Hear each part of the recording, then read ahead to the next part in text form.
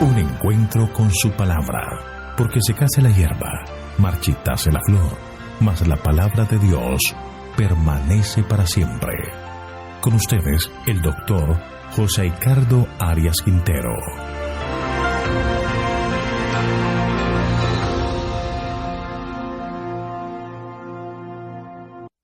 Vamos a estudiar capítulo 4 de Mateo, segunda parte, la primera tentación. Te invito a orar. Padre nuestro que estás en el cielo, santificado, glorificado y exaltado sea tu santo nombre. Señor, gracias por el pan diario que nos das. Gracias porque tú perdonas nuestros pecados y nos limpias de toda maldad. Por eso en este momento, Señor, solicitamos que la presencia de tu Espíritu sea una realidad entre nosotros, que podamos abrir tu palabra, estudiarla y sacar lecciones que fortalezcan nuestra fe. Gracias, Padre, por escucharnos y concedernos tu bendición, pues lo pedimos en el nombre de Jesús. Amén. El capítulo 4 comienza diciéndonos que Jesús fue al desierto y que allí fue tentado por el diablo. Sabemos, hermanos, que por lo que hemos estudiado, que Jesús fue al desierto a orar, a encontrarse con el Padre y a pedir fortaleza con el fin de enfrentar su ministerio terrenal. Y en esas circunstancias, Satanás vino para atormentarle y hacerle caer. Jesús fue probado en su fidelidad al Señor y tomó el lugar que Adán tenía antes de pecar. Las mismas tentaciones que hicieron que Adán y Eva pecaran son las mismas tentaciones que llegaron a Jesús y nos llega a todos los humanos, a todos nosotros, nos llegan las mismas pruebas. Por eso Jesús es nuestro garante. Él nos ayuda y nos comprende para que podamos ser más que vencedores. Vamos a estudiar hoy la primera tentación que Satanás quiso con ella tratar de hacer que Jesús se alejara del Padre. La encontramos en Mateo capítulo 4, versículos 2 al 4. Después de haber ayunado 40 días y 40 noches, sintió hambre. Se le acercó el tentador y le dijo: si eres hijo de Dios, di que estas piedras se conviertan en pan. Él respondió y dijo: escrito está, no solo de pan vivirá el hombre, sino de toda palabra que sale de la boca de Dios. Aquí hay varias cosas que debemos considerar. Número 1. Jesús había ayunado 40 días. Hay varios tipos de ayunos. Es en el Evangelio de Lucas donde se expresa lo que pasó en esos 40 días. Lucas capítulo 4 versículo 2 dice: por 40 días era tentado por el diablo y no comió nada en aquellos días, pasados los cuales tuvo hambre. El ayuno que el Señor esperaba que practiquemos no debe tener el objetivo de ser penitencial o para buscar el favor de Dios o para ganarnos una bendición. El ayuno es un asunto de relación con Dios. Jesús fue al desierto a orar. Es el inicio de su ministerio. Grandes pruebas tenía que afrontar.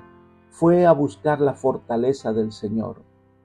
Elena de White nos explica: Cristo ayunó mientras estaba en el desierto, pero era indiferente al hambre. Cristo, en constante oración ante su Padre, a fin de prepararse para resistir al adversario, no sintió las angustias del hambre. Pasó el tiempo en ferviente oración, apartado con Dios. Era como si hubiera estado en la presencia de su Padre. Buscaba fortaleza para hacer frente al enemigo, para la seguridad de que recibiría gracia para llevar a cabo todo lo que había emprendido en favor de la humanidad.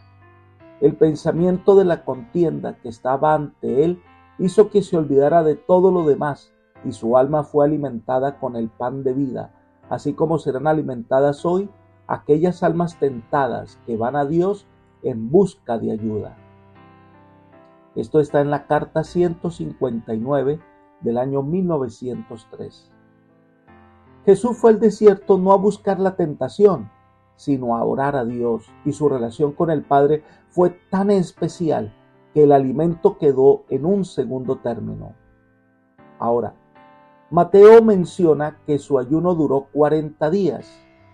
Esto nos hace recordar la historia de Moisés, que cuando fue al monte a recibir las tablas de la ley, ayunó 40 días. Jesús, igual que Moisés, subió al desierto para encontrarse con el Padre. Pero hay una diferencia en estos dos ayunos. Y Elena de White lo dice así: Cristo pasó 40 días sin comer en el desierto de la tentación. Moisés, en ocasiones especiales, había pasado sin alimento ese mismo lapso, pero no sintió la angustia del hambre. No fue tentado y acosado por un vil y poderoso enemigo como lo fue el Hijo de Dios, pero fue elevado por encima de lo humano. Fue sostenido especialmente por la gloria de Dios que lo envolvía. Sign of the Times, 11 de junio del año 1874. Estando en la situación más débil, pues viene Satanás para hacerle pecar, porque el enemigo nos ataca cuando más débiles estamos, quiere hacernos caer, quiere derrotarnos. Esta obra de tentación el diablo mismo la dirige, no lo delega en ningún otro demonio. Personalmente se va a enfrentar a Jesús en el momento más crítico. Elena de White lo comenta así: durante 40 días ayunó y oró, débil y demacrado por el hambre, macilento y agotado por la agonía mental, desfigurado en su aspecto más que el de cualquier hombre y su forma más que la de los hijos de Adán. Entonces vio Satanás su oportunidad, pensó que podía vencer a Cristo. Libro El deseo de todas las gentes, página 92. Pensó que en esa situación podría hacer dudar a Jesús. Lo primero que hace el enemigo es tratar que Jesús dudara. Le dijo: si eres el Hijo de Dios. Hay varios elementos en esta declaración. Número 1, Jesús estaba cansado, hambriento, estaba en medio del desierto, su rostro estaba desfigurado. ¿Cómo es posible, según esta deducción, que uno esté en esas condiciones y sea el Hijo de Dios? Las palabras de Satanás, si eres, representaban para Jesús la pregunta: ¿cómo sabes que eres el Hijo de Dios? En segundo lugar, lo que tenemos entendido es que Satanás se presenta como un ser majestuoso, como un ángel de luz, y desafía a Jesús a demostrar que era el Hijo de Dios. En tercer lugar, lo llevaba a dudar acerca de Dios el Padre. Si era el Hijo de Dios, ¿cómo era posible que el Padre permitiera que pasara por esa situación? ¿Cómo era posible que lo dejara en el desierto? Esto debe llevarnos a pensar en nuestra situación. La obra de Satanás es hacernos dudar de nuestra realidad como Hijo de Dios y hacernos dudar del amor y el poder del Padre. Ante un Jesús hambriento con el deseo de hacerlo pecar, Satanás le pide que convierta las piedras en pan. Esta tentación no era imposible para Jesús. Podía convertir las piedras en pan, pero era lo que Dios le estaba pidiendo hacer. Varias veces Jesús fue tentado a hacer milagros de exhibición para demostrar que tenía poder o que era el enviado de Dios. Pero Jesús nunca iba a hacer algo para agradarse a sí mismo o para contestar a la curiosidad de otros. Más bien, cada milagro debía responder a alguna necesidad específica de las personas a quienes estaba procurando ministrar. Elena de White nos ayuda a entender esta parte del conflicto. Cristo sabía que su Padre le daría alimento cuando le placiera hacerlo. En esa angustiosa prueba, cuando el hambre lo apremiaba sobremanera, no permitió que el prematuro ejercicio de su poder divino disminuyera en lo más mínimo la prueba que le había sido asignada. Los seres humanos caídos no podían, al ser puestos en aprietos, disponer del poder de obrar milagros en su propio beneficio para salvarse del dolor o de la angustia o para alcanzar victoria sobre sus enemigos. El propósito de Dios era poner a prueba a la raza humana, y darle una oportunidad de desarrollar el carácter al encontrarse frecuentemente en situaciones aflictivas que probaban su fe y confianza en el amor y en el poder de Dios. La vida de Cristo fue un modelo perfecto. Enseñaba siempre a los hombres por precepto y ejemplo que dependen de Dios y que su fe y firme confianza debieran estar en Dios. Esto lo encontramos en la Review and Herald del 18 de agosto del año 1874. Jesús debía enfrentar esta tentación y depender de su fe en el Padre y las palabras que se le habían pronunciado en el momento del bautismo debían fortalecerle en la hora de la prueba. Era el Hijo amado y debía confiar en esas solemnes palabras. De la misma manera, nosotros ante la tentación debemos confiar en el Padre. Debemos confiar en las palabras que el Señor nos dirige y en la confianza de que el Señor estará a nuestro lado. Satanás le pide a Jesús que convierta las piedras en pan. Quizás eran piedras redondas que se asemejaban a un pan. Cuando uno está hambriento, la necesidad de comida es una realidad. Quizás Satanás hubiese tomado algunas de esas piedras y habérselas ofrecido a Jesús, así como Satanás tomó el fruto del árbol prohibido y los colocó en las manos de Eva. Recordemos ese momento de la tentación de nuestros primeros padres. Elena de White dice: la serpiente tomó del fruto del árbol prohibido y lo puso en las manos vacilantes de Eva. Entonces le recordó sus propias palabras referentes a que Dios les había prohibido tocarlos o pena de muerte. Le manifestó que no recibiría más daño de comer el fruto que de tocarlo. No experimentando ningún mal resultado por lo que había hecho, Eva se atrevió a más. Vio que el árbol era bueno para comer, agradable a los ojos y deseable para alcanzar la sabiduría. Tomó de su fruto y comió. Era agradable al paladar, y a medida que comía parecía sentir una fuerza vivificante y se figuró que entraba en un estado más elevado de existencia. Sin temor, tomó el fruto y lo comió. Libro Patriarcas y Profetas, página 35.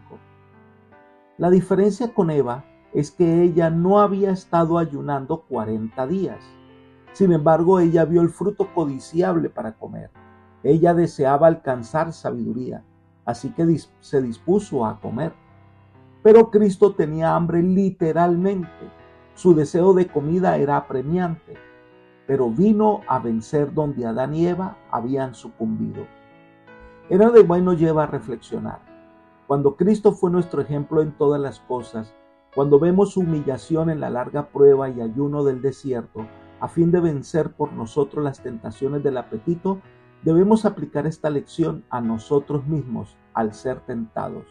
Si el poder del apetito es tan poderoso sobre la familia humana y su complacencia es tan terrible que el Hijo de Dios se sometió a sí mismo a una prueba tal, cuán importante es que sintamos la necesidad de tener el apetito bajo el dominio de la razón.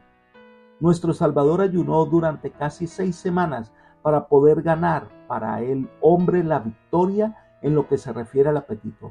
Lo que se llaman cristianos, cuya conciencia es clara y tienen a Cristo delante de ellos como su modelo, ¿cómo pueden rendirse a la complacencia de aquellos apetitos que tienen una influencia debilitante sobre la mente y el corazón? Es un hecho penoso que los hábitos de complacencia propia a expensas de la salud y del debilitamiento de las facultades morales mantengan bajo el yugo de la esclavitud en la actualidad a gran parte del mundo cristiano. Review and Herald del 1 de septiembre del año 1874. La tentación del apetito. Aquí el pan representa las exigencias materiales de la naturaleza física del hombre. Representa la filosofía materialista de la vida que supone que la vida del hombre consiste en la abundancia de lo que posee y que vive solo de pan. Satanás ve nuestra debilidad y nos tienta en lo que es difícil para el hombre ejercer control. Apela a sus apetitos, busca el control de la mente por medio del apetito.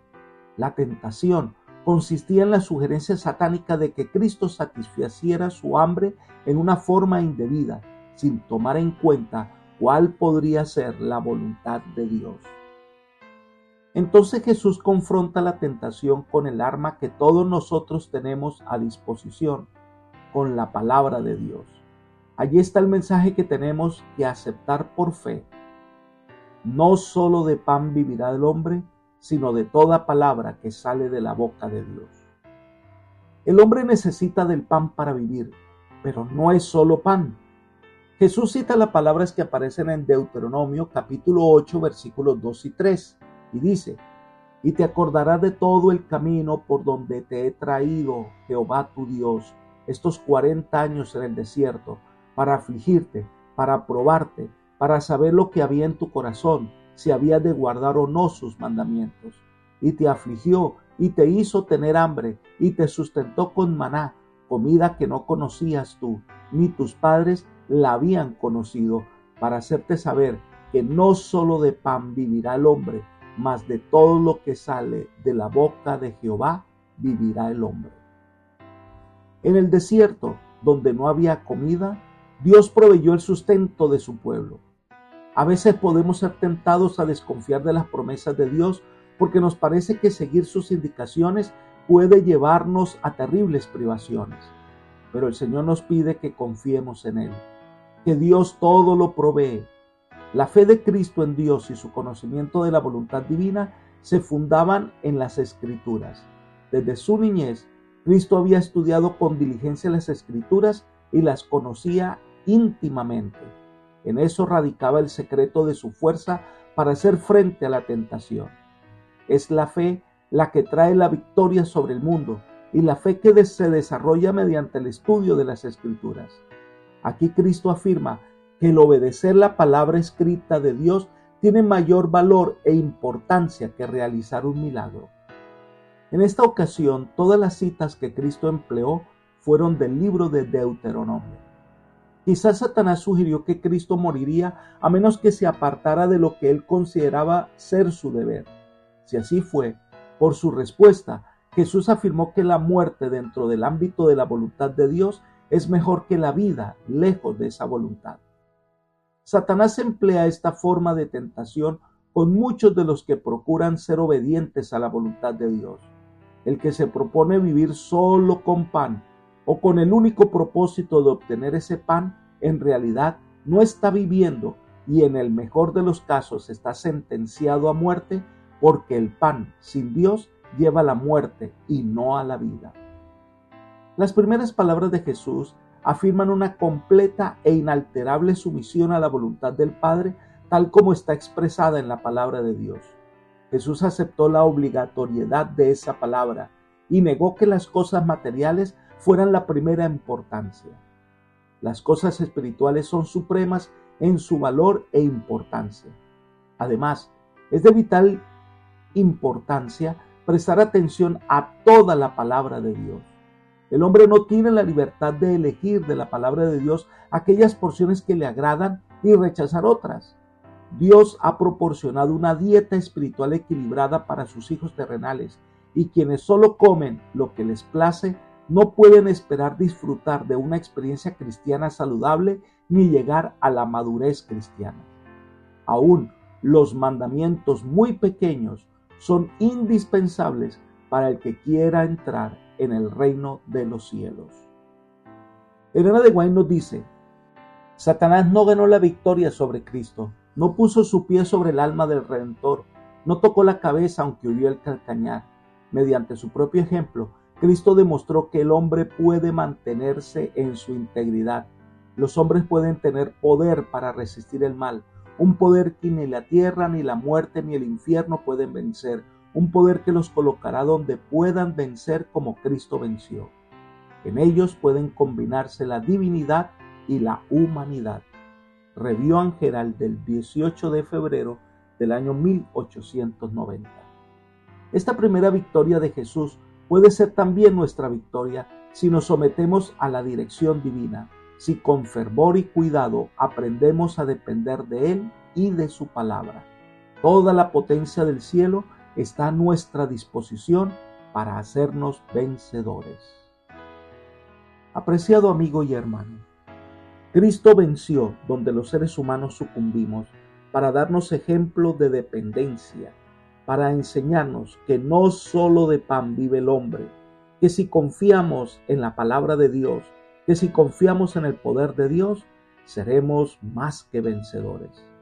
Que el Señor te bendiga y te guarde y te guíe por sendas de paz. Es mi oración por ti. Amén.